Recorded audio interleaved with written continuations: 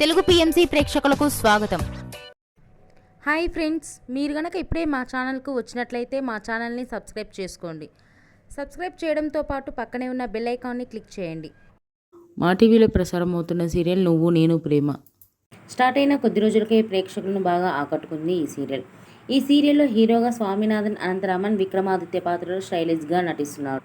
హీరోయిన్గా పవిత్ర నాయక్ పద్మావతి పాత్రలో చాలా చక్కగా నటిస్తుంది. తాజాగా పద్మావతి వారి లేటెస్ట్ వీడియోని అభిమానులతో పంచుకుంది. ఆ వీడియోని మనం కూడా చూసేద్దాం.